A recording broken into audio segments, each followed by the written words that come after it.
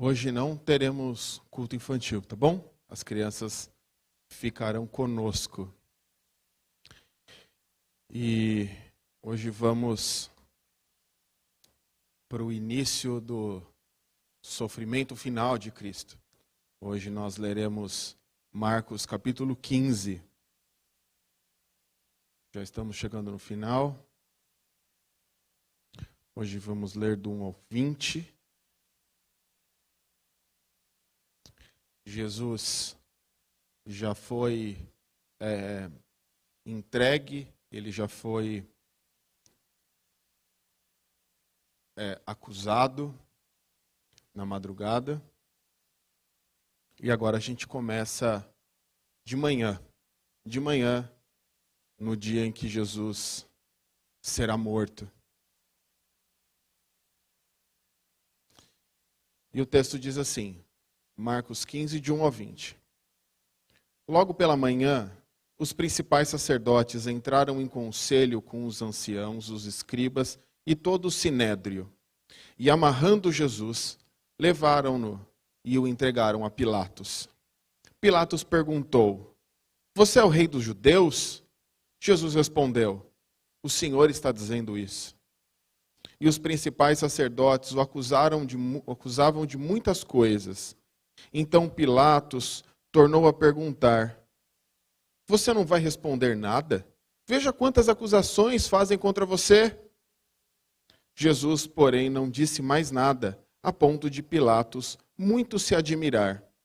Ora, por ocasião da festa, era costume soltar ao povo um dos presos, aquele que eles pedissem.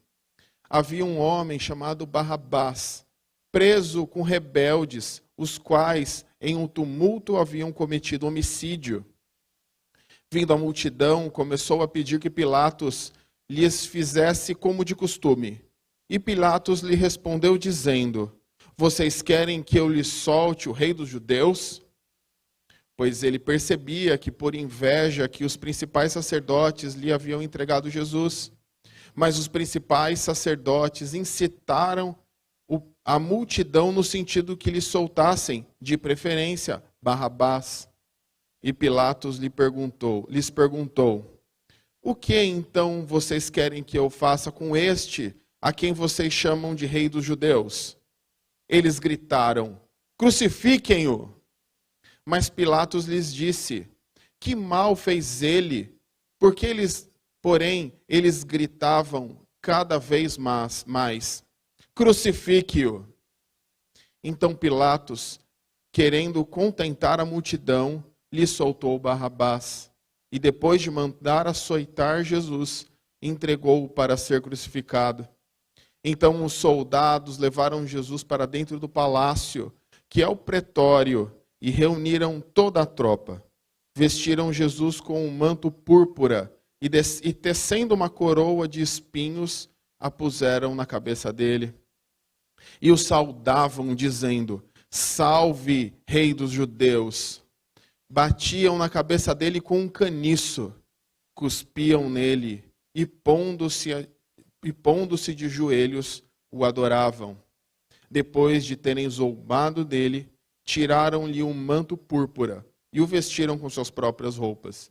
Então conduziram Jesus para fora, a fim de o crucificarem. Até aqui. Senhor, muito obrigado pela tua palavra. Muito obrigado pelo teu sacrifício. Pedimos que o Senhor nos instrua e nos conduza nessa noite, em nome de Jesus. Amém. Irmãos, eu já falei isso uma certa vez, mas essa ilustração cabe de novo. Vocês lembram, alguns aqui vão lembrar porque eu já falei. Vocês lembram de uma vez que um repórter jogou um sapato no Bush? O Bush era presidente dos Estados Unidos. E numa entrevista, por conta dos ataques contra o Afeganistão, alguém entra e joga um sapato no Bush. Vocês lembram disso? Vocês lembram? O que aconteceu com o repórter? O que aconteceu? Quem lembra? Foi preso.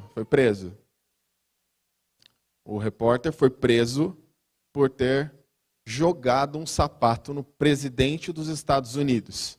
E claro que tinha que ser preso, né? Era o presidente dos Estados Unidos. Você imagina que agora entre aqui um maluco, lá pelo fundo, entre por aqui e joga um sapato em mim. Se eu levá-lo para a delegacia, você acha que vai acontecer alguma coisa? Não. Por que não? Porque ele ofendeu ninguém que é tão importante. Quer dizer, eu não sou nada importante. Ele não ofendeu ninguém.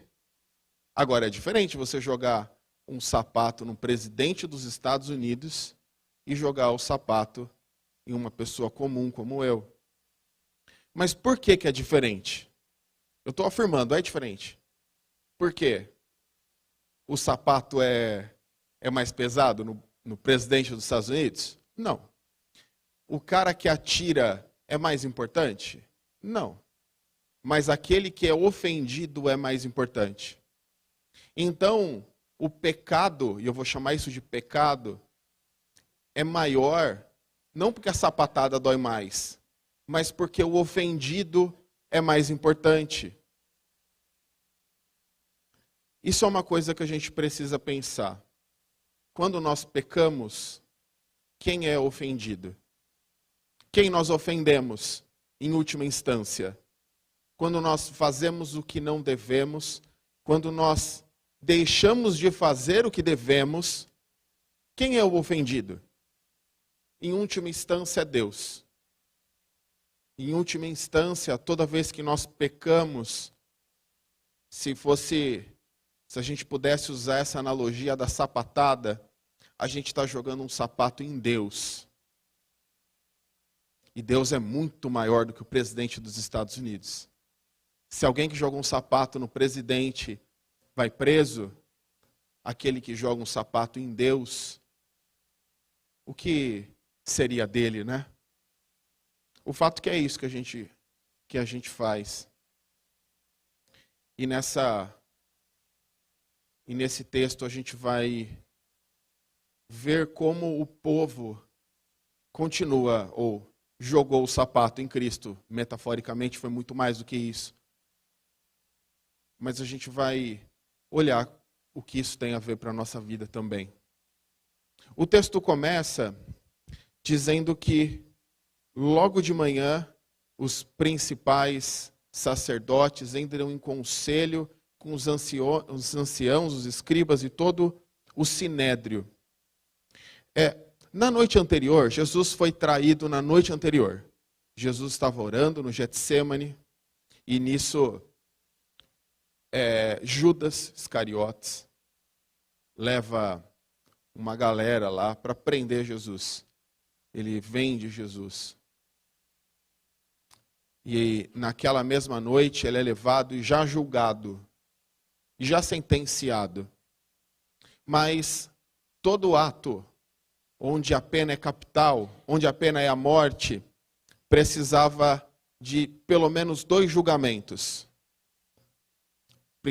Precisava de 2 julgamentos. Você não poderia acusar alguém e executar uma pessoa sem que ela tivesse chance de se defender. Era a regra, era a lei. Então Jesus precisava passar por 2 julgamentos. O primeiro foi à noite. E para que todo esse ato tivesse essa capa de justiça, eles já de manhã se juntam para julgar Jesus mais uma vez. E esse julgamento ele é só pro forma, ele é só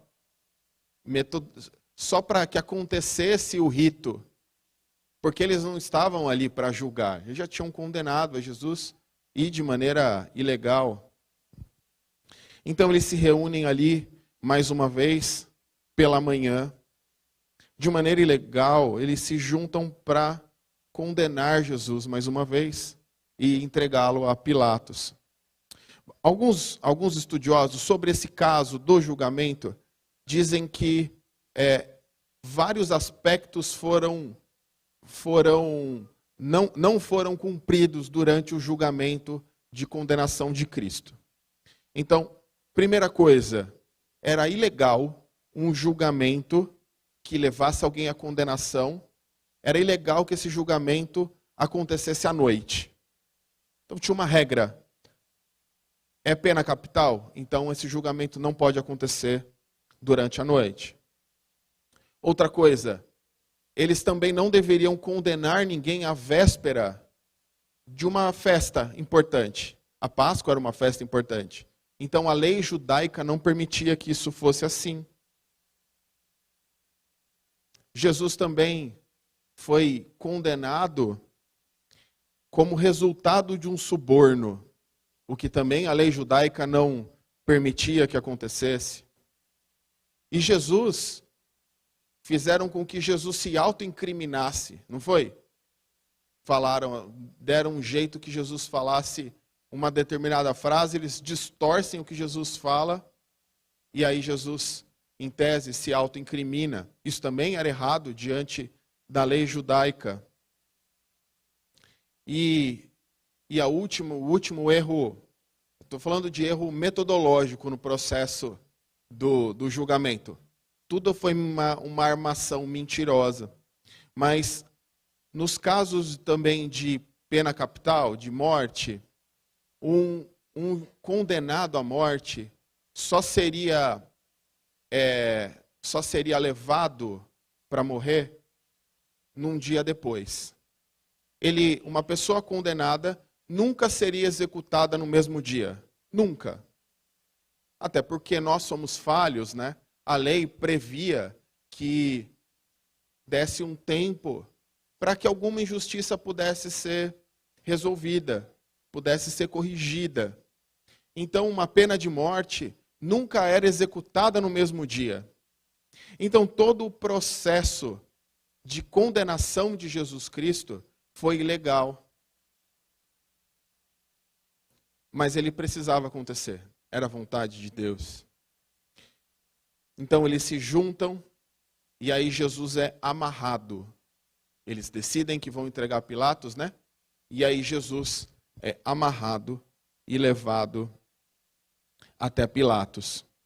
Essa ideia de Jesus é amarrado, o verbo está num tipo lá, numa forma, que é chamado de passivo.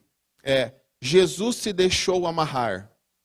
Não vai traduzir desse jeito, mas a ideia de como isso está escrito é que Jesus se deixou amarrar.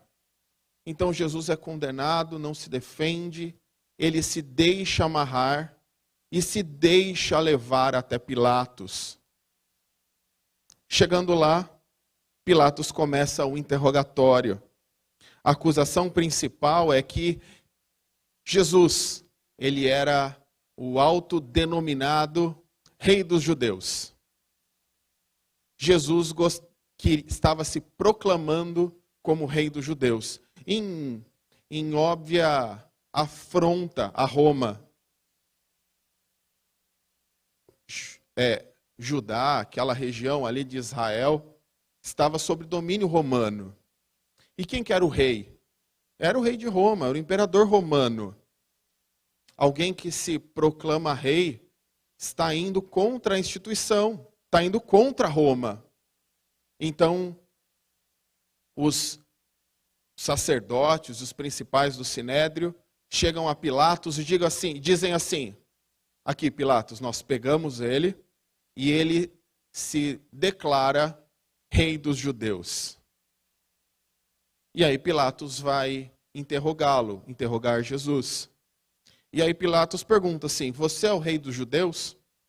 Mas também na tradução aqui não deixa passar exatamente o que aconteceu. No grego não está o pronome, não tem você é o rei dos judeus. Está alguma coisa como és o rei dos judeus? A ideia por trás assim. A ideia é uma pergunta de forma... Está como ridicularizando o que Jesus está falando, essa afirmação. Se fosse traduzir sem essa necessidade de ser mais formal, seria assim. Você é o rei dos judeus? Que ridículo. Olha o que estão falando de você. Aí Jesus responde, o Senhor está dizendo isso.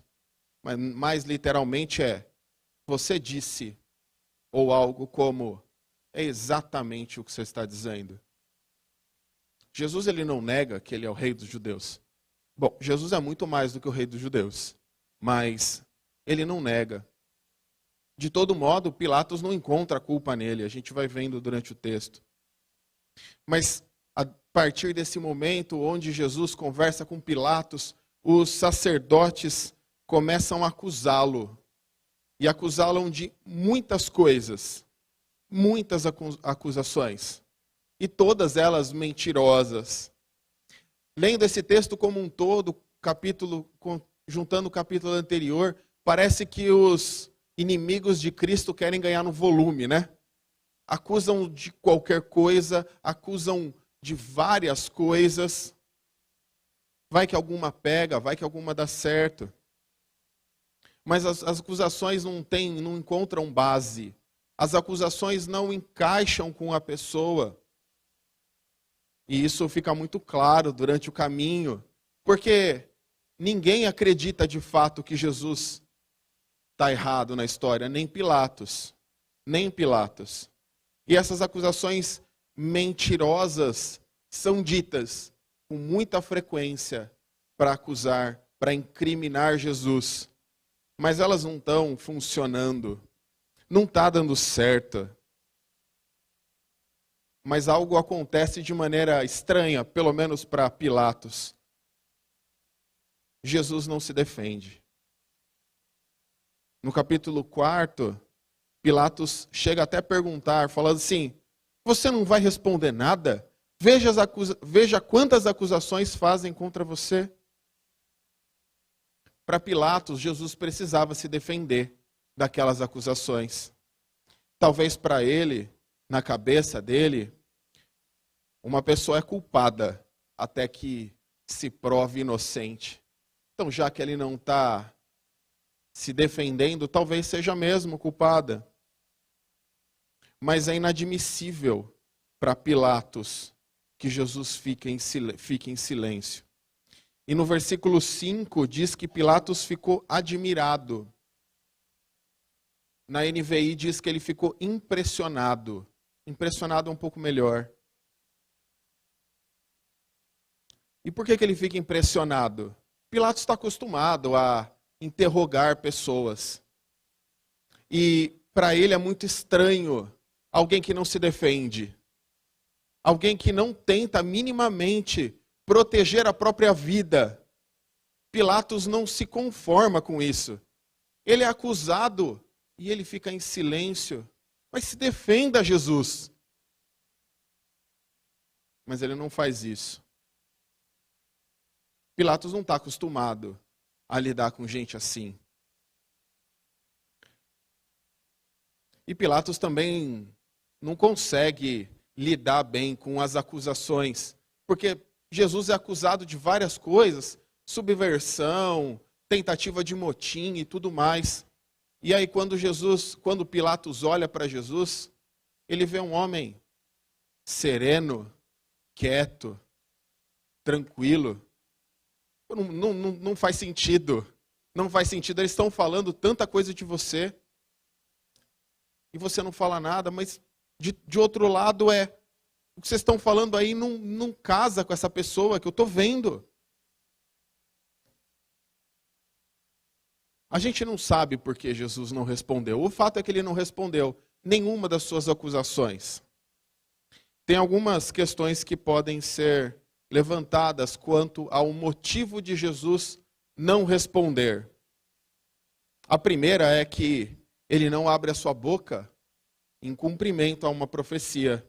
Nós lemos ela aqui hoje, Isaías 53:7, diz assim: ele foi oprimido e humilhado, mas não abriu a boca.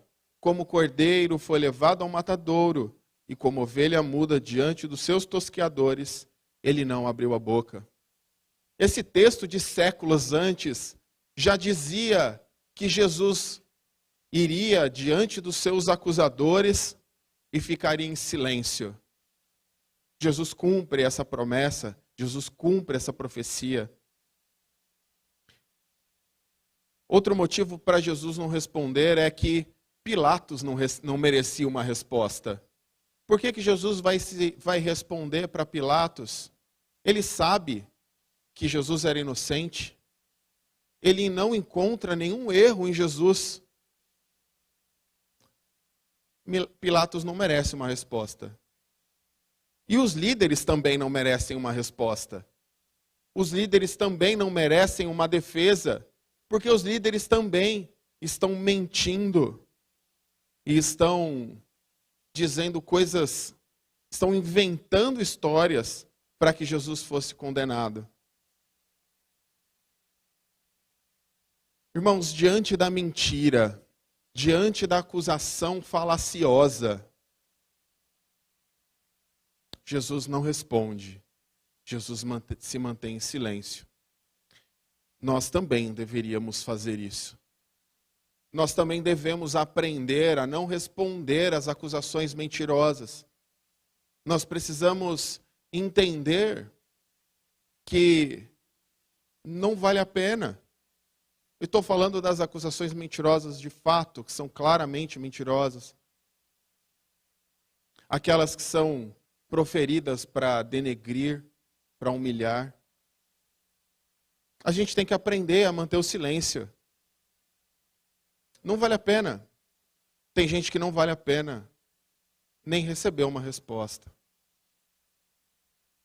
A gente às vezes tem essa dificuldade e a gente quer responder e a gente quer brigar. Sabe por quê? Sabe por quê? Porque a gente não confia de verdade no julgamento de Deus. A gente acha que tem que se defender porque a gente não confia, a gente não entrega mesmo a nossa vida ao Senhor.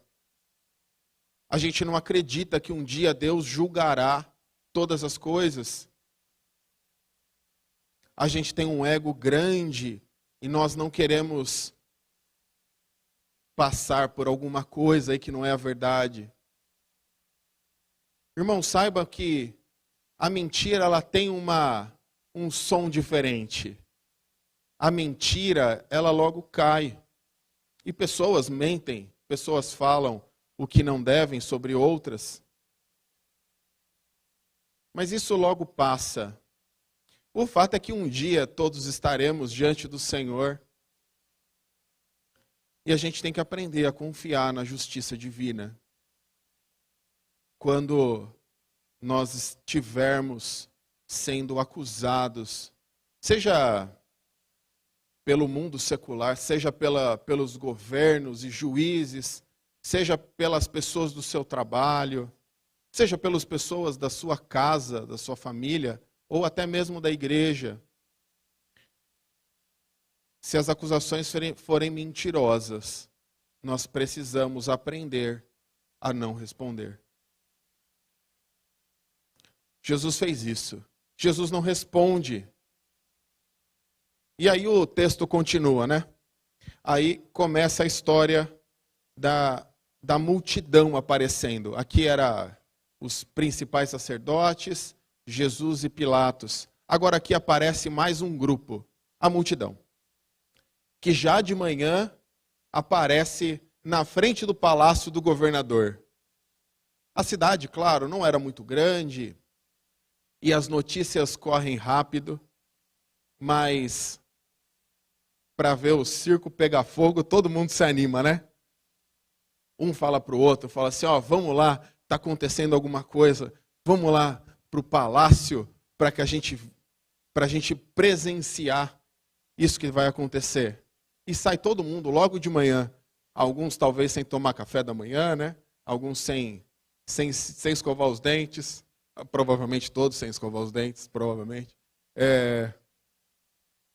Todo mundo ali de manhã, preparado para ver o que estava acontecendo e para participar daquilo. E aí, o texto diz que era costume que um prisioneiro fosse solto na época das festas, na época da Páscoa. E naquele tempo, durante essa festa, o povo escolhia um preso para que Pilatos, para que o governador soltasse. Isso, claro, era uma atitude inteligente de Pilatos, pelo fato de poder soltar alguém que de repente tenha sido acusado de maneira indevida. Não tínhamos os processos legais assim tão bem estabelecidos, né? E Pilatos fazia isso para agradar o povo de certo modo, mas também era uma ferramenta importante. Alguém que poderia ter sido acusado por algo que não fez. É nesse dia que a gente poderia resolver. Ó, falaram isso dessa pessoa, mas é mentira, vamos soltar esse prisioneiro. Então o povo se juntava para escolher alguém para ser solto. E nesse dia a escolha recai sobre duas pessoas. Jesus Cristo, aqueles que os seus inimigos acusam de ser o rei dos judeus. E um outro homem chamado Barrabás. Barrabás, ele era membro de um grupo. Ele era parte de um grupo rebelde. E ele tinha se reunido com esse grupo para promover um tumulto. Lembrem, irmãos, Roma estava dominando Israel, estava dominando Jerusalém. Então, o que os judeus queriam? Queriam ter a sua liberdade de volta. Não dá para negar que isso é uma coisa importante, tá bom? Imagina que um outro país venha aqui e domine sobre o nosso país.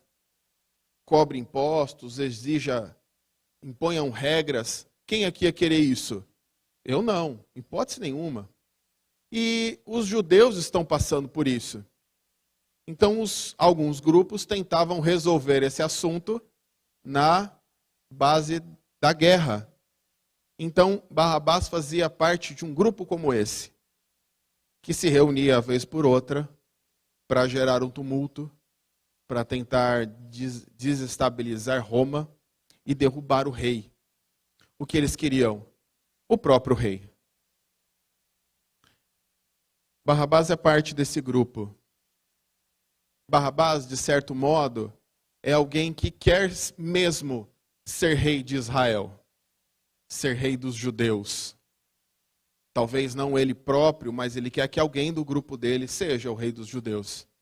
E para isso eles geram um tumulto e cometem um homicídio. E agora temos diante da plateia, diante da multidão, dois homens. Jesus, quem as pessoas acusam de querer ser o rei dos judeus, e Barrabás, alguém que faz parte de um grupo que realmente quer ser rei dos judeus. Barrabás é exatamente o perfil que eles traçaram para Jesus. Um rebelde, subversivo e homicida. Então Pilatos faz a seguinte pergunta: vocês querem que eu lhes solte o rei dos judeus? E aí os principais sacerdotes incitam a multidão e eles pedem para quem ser solto? Barrabás. A multidão pede Barrabás. A multidão não está preocupada em encontrar a verdade, estabelecer a verdade. A multidão está preocupada em atender os desejos dos sacerdotes. A multidão escolhe o bandido. A multidão escolhe Barrabás. Pilatos faz a seguinte pergunta, sabendo que Jesus era inocente. Fala assim, então o que vocês querem que eu faça com o rei dos judeus? E aí a multidão grita, crucifiquem-o. E quanto mais ele falava, mais a multidão gritava, crucifique-o. É engraçado como essa multidão muda, né? Há uns dias atrás, uns dias antes desse acontecido, isso está relatado em Marcos 11, parece que Marcos 11 para 15 demora muito tempo, mas é menos de uma semana, tá? Esse tempo, tem muito texto, mas o tempo é curto. Em menos de uma semana, a multidão se junta para gritar: Hosana, bendito é o que vem em nome do Senhor, bendito o reino que vem, o reino de Davi, nosso pai, Hosana nas maiores alturas. A multidão se reuniu há pouco tempo atrás para gritar Hosana quando Jesus entrava por Jerusalém. Passado poucos dias, a multidão grita: crucifique-o.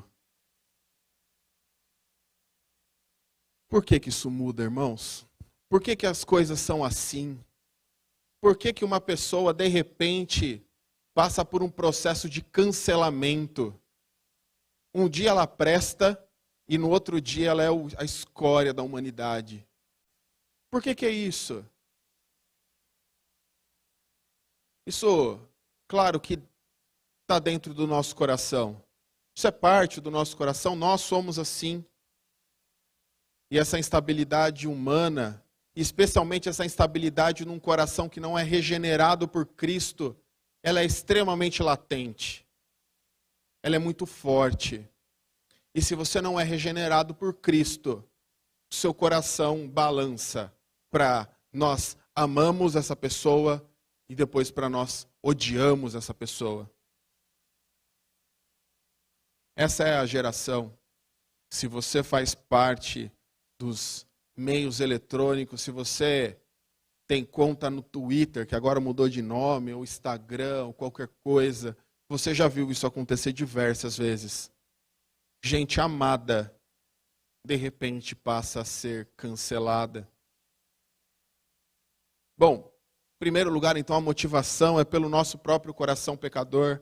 Depois, os principais, os sacerdotes, incitam a multidão. O texto diz isso. Esse grito não parte necessariamente do povo. Ele parte dos principais, dos sacerdotes. Mas não tem ninguém ali no povo que levanta a mão e fala assim: opa, para, a gente está gritando aqui por quê? Por que a gente está condenando um homem que não fez nada? Ninguém faz isso. Terceiro ponto aqui, porque as pessoas mudaram dessa forma tão gritante, porque também Jesus não se mostrou ser o tipo de Messias que eles queriam. Eles queriam um Messias que tomasse o reino à força. E Jesus não está fazendo isso. Jesus não está atendendo às minhas expectativas. Por que a gente vai cancelar alguém? Porque ela não fala o que eu quero. Que ela não é quem eu gostaria que ela fosse. Jesus não pode ser manipulado pelas multidões. Por isso Jesus não é assim tão bem quisto por elas. Continua sendo assim, irmãos. Continua sendo assim. Todo mundo quer citar Jesus quando Jesus fala do amor. Mas quando a gente fala de justiça, quando o próprio Cristo fala de justiça, de moralidade, aí o cristianismo não serve mais, não presta. Não é assim que acontece? Pois é. Estão vendo que a gente não evolui absolutamente nada, né? A nossa geração é exatamente igual a essa multidão. E o último ponto aqui por essa mudança é que muitos não entenderam que Jesus era... Todo esse processo de Cristo já vinha sendo dito nas Escrituras. Eles estavam cegos e eles não conseguiam interpretar que o Messias tinha exatamente a forma de Jesus. Eles não conseguiam ver isso. Como não conseguem até hoje. Saiba que o mundo, de vez em quando, vai falar que os evangélicos são legais. Talvez por pouquinho tempo, quando alguém faz alguma coisa que agrada. Mas não acreditem nos elogios. Não acreditem nos gritos de hosana. Não caiam no conto que nós devemos agradar a multidão. Porque no primeiro momento que nós nos levantarmos e falarmos contra qualquer das bandeiras que são levantadas hoje, nós seremos cancelados, perseguidos, mortos. Não aceitem a ideia de que a gente tem que ser amigo de todo mundo. Se tem uma coisa que a gente não vai ser amigo, irmãos, é do mundo. Nós somos inimigos do mundo. Não encham o seu coração quando aparecer lá qualquer coisa na TV que fale alguma coisa positiva dos evangélicos. Isso muda muito rápido. Mas isso já era assim desde o começo. Bom, mas como Pilatos oferece para que Jesus seja solto, e a multidão não quer, prefere Barrabás, aí não fala aqui em Marcos, mas fala em Mateus, diz assim, Mateus 27, 24. Vendo Pilatos que nada conseguia, e que ao contrário o tumulto aumentava, mandou trazer água e lavou as mãos diante do povo, dizendo: estou inocente do sangue desse homem. Fique o caso com vocês. Então o que Pilatos faz? Pilatos não quer ficar de mal com o povo. Pilatos não quer não quer arrumar encrenca com a multidão. Então ele faz o que é errado. Então ele faz o que não deve fazer. E entrega Jesus para ser morto. Irmãos, Pilatos, ele tinha certeza, ele fala no texto que não encontrou nada que condenasse Jesus. Ele diz durante o texto. Mas pela pressão ele cede. Isso é algo que nós não devemos fazer. Pilatos parece muito bonitinho até agora, né? Parece um cara legal. Ele está tentando soltar Jesus. Ele está tentando livrar Jesus. Sim, mas ele é autoridade. E ele sabia que Jesus não deveria ser condenado. Mas ele condena mesmo assim. Às vezes, nós precisamos tomar atitudes drásticas. E muitas vezes nós vamos arrumar encrenca. Mas se essa é a verdade, se isso é o certo a ser feito, irmãos, não importa a consequência. Não importa. Nós devemos sempre nos posicionar. Nós devemos fazer o que é certo. Mesmo que todo mundo diga que é errado. Mas aqui, Pilatos desiste. Não vou mais fazer nada. Se tiver que alguém morrer, que não seja eu. Se tiver que morrer, que morra Jesus. Tudo bem que ele não fez nada. Mas paciência, né? Se tiver que escolher, que não seja eu. Então ele entrega Jesus para ser açoitado. E vocês sabem como é o açoite romano? Fazem ideia de como era isso? O açoite romano, ele funcionava da seguinte maneira. O condenado era preso, com as costas nuas, preso em algo que ele pudesse segurar. E ele ficaria de bruços ali preso. Normalmente 2 pessoas vinham com 2 açoites, que eram um pedaço de madeira com uma tira de couro. E na ponta da tira de couro tinham ossos ou coisas afiadas. E os soldados batiam naquela pessoa. A pele era rasgada, o tecido era arrancado. Veias e artérias apareciam com alguma frequência. Com alguma frequência, órgãos ficavam à mostra. E de vez em quando a pessoa morria no processo do açoite romano. E Jesus passou por isso, sem se defender. Depois disso, Jesus é levado para ser crucificado. Depois de apanhar, os soldados o levam para dentro do palácio.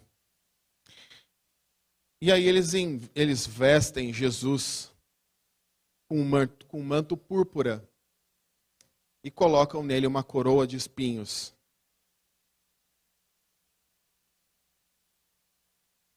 O texto também mostra aqui que Jesus é levado, no sentido que ele se permite levar.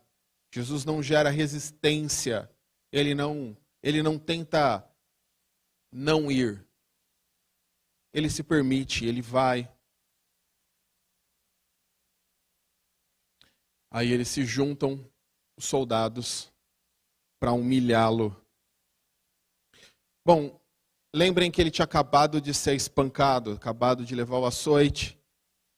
Então, para tirar a túnica que Jesus vestia, que já tinham colocado de volta, aquilo gerou dor. Arrancaram a túnica de uma pele já destruída, de costas já dilaceradas. E aí eles colocam uma outra túnica, gerando mais dor.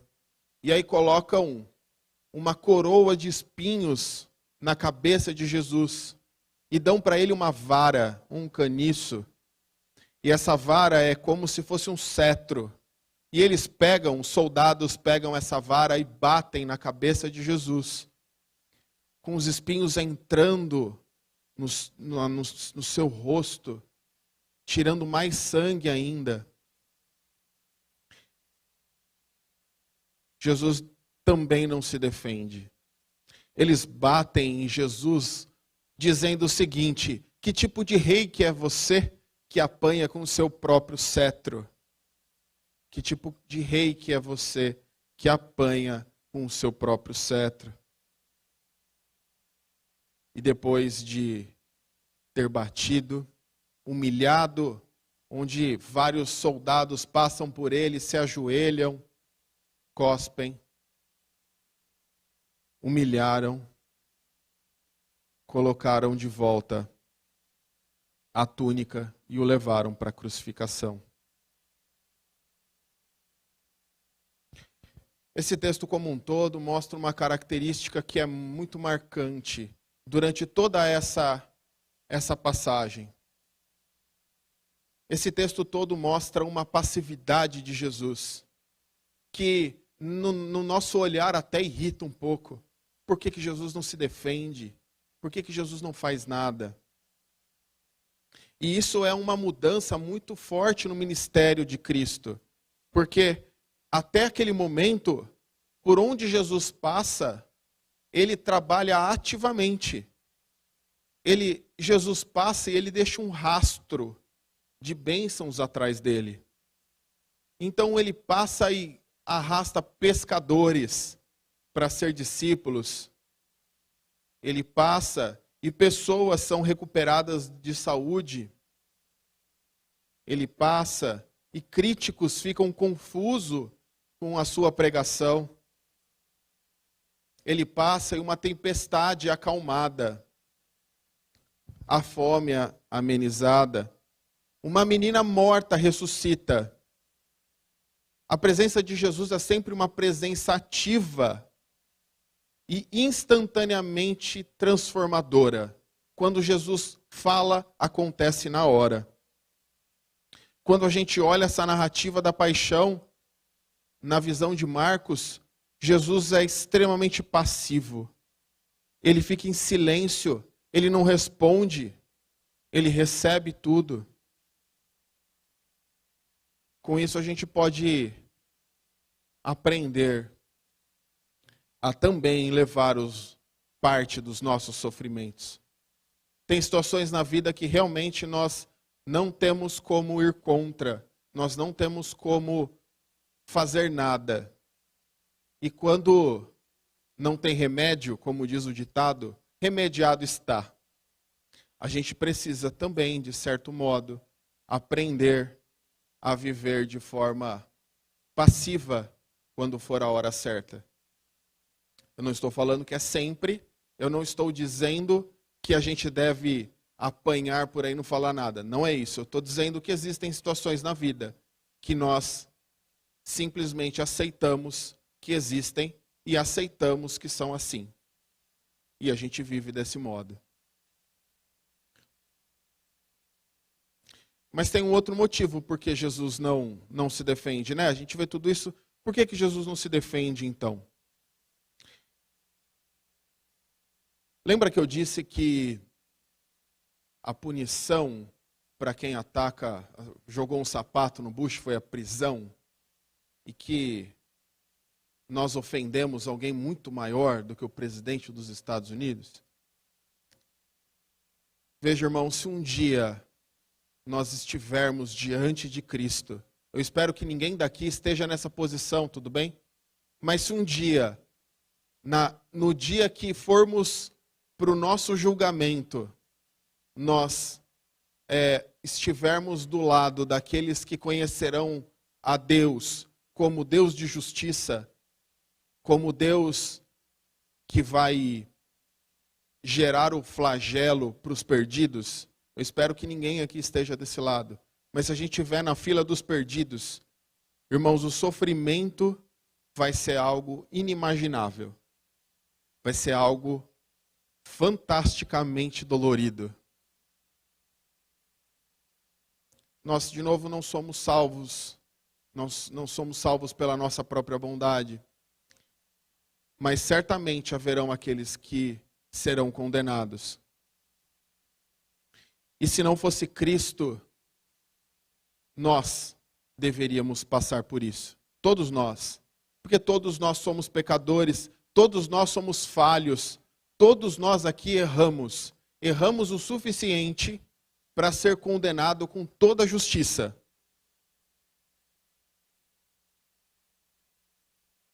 E essa condenação recai sobre Cristo. Recaiu sobre Cristo, daqueles que são salvos. Por que Jesus não se defende? Porque Jesus não pecou, por que ele não se defende? Ele não se defende porque ele nos representa.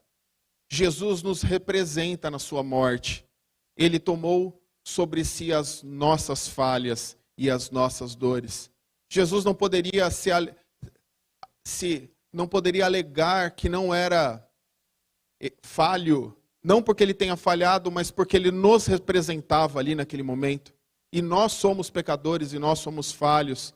Ele não se defende por nossa causa, por nossa culpa.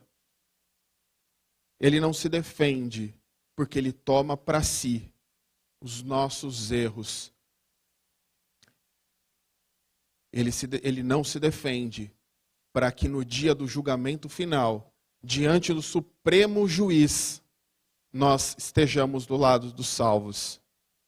Porque se não fosse pela morte de Cristo, irmãos, quando Deus nos chamasse para o julgamento e nós fôssemos acusados pelos nossos erros e as nossas falhas, não caberia em nós qualquer tipo de desculpa. Nós não poderíamos nos declarar inocente diante do Deus Altíssimo, Deus Criador. Quem aqui pode levantar a mão e falar assim: eu nunca pequei na vida, eu mereço ser salvo? Quem que pode fazer isso? Jesus não se defende para que nós fôssemos salvos.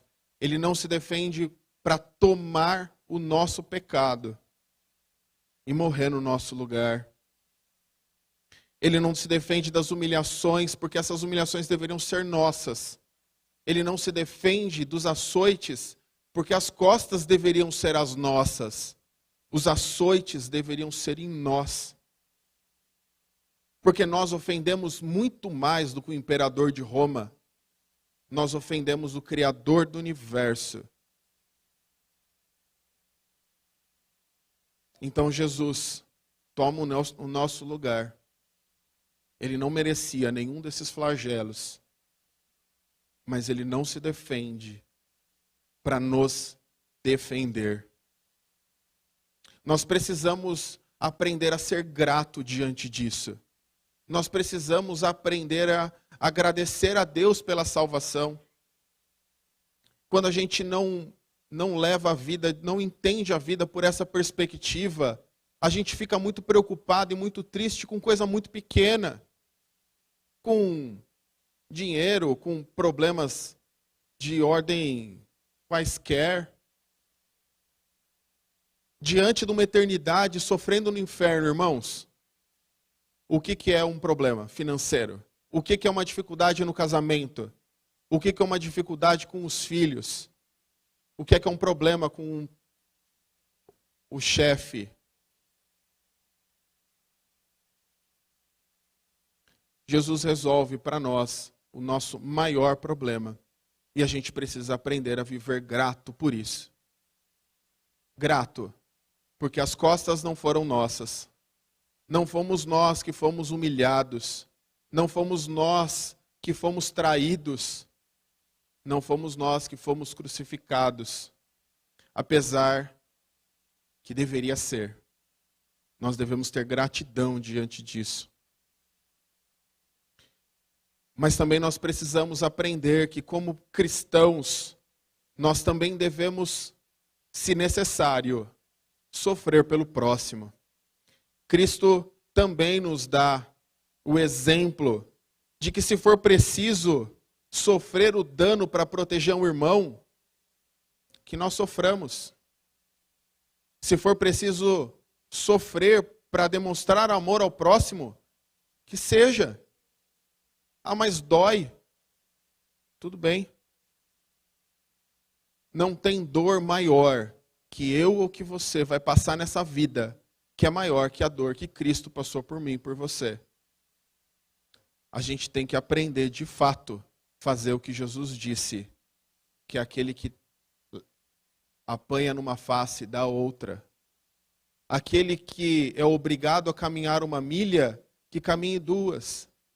Aquele que lhe pede a capa, lhe dê também a túnica.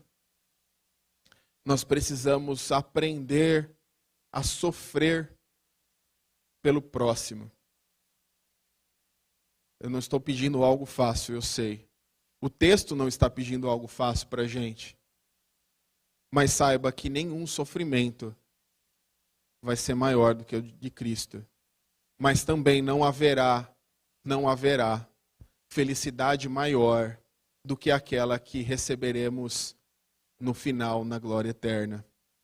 Vocês sabem que Jesus foi acusado de ser rei dos judeus. E eu disse que não é bem assim. Eles disseram que Jesus é o rei dos judeus. Mas Apocalipse diz algo diferente. Diz que Jesus é o rei dos reis e o senhor dos senhores. Jesus não se limita à Judéia. Jesus não se limita a Israel. Jesus não está abaixo de qualquer rei. Jesus é o rei dos reis. E ele é o senhor dos senhores. É esse Deus que nós adoramos. E que nos promete que, por mais que de vez em quando a nossa vida seja um pouco difícil, como Paulo diz, leve momentânea tribulação, saibam que pesa para nós um eterno peso de glória, que é muito mais excelente, como diz em 2 Coríntios. Vamos orar? Senhor Deus, nós te agradecemos pela tua palavra. Pai, muito obrigado, Senhor, porque o Senhor morreu por nós. Nós vimos hoje parte desse momento. Senhor, nós nos detemos aqui nesse momento de dificuldade, onde o Senhor foi açoitado, humilhado, acusado. Pai, muito obrigado, porque eu deveria estar nesse momento, Senhor. Eu deveria passar por tudo isso, não o Senhor. Muito obrigado, porque o Senhor pagou essa dívida no meu lugar. Muito obrigado, porque essa dívida que nós não teríamos como quitar, o Senhor quitou. Esse sacrifício tão grande, tão doloroso, nos traz, Senhor, paz, nos traz, Senhor, vida, e nós te agradecemos por isso. Pedimos que o Senhor nos ajude a ser grato a cada dia. Pedimos também que o Senhor nos ajude, Senhor, a suportar a dor do outro. Que o Senhor também permita, Senhor, que nós soframos por amor ao próximo. É o que nós te pedimos em nome de Jesus. Amém.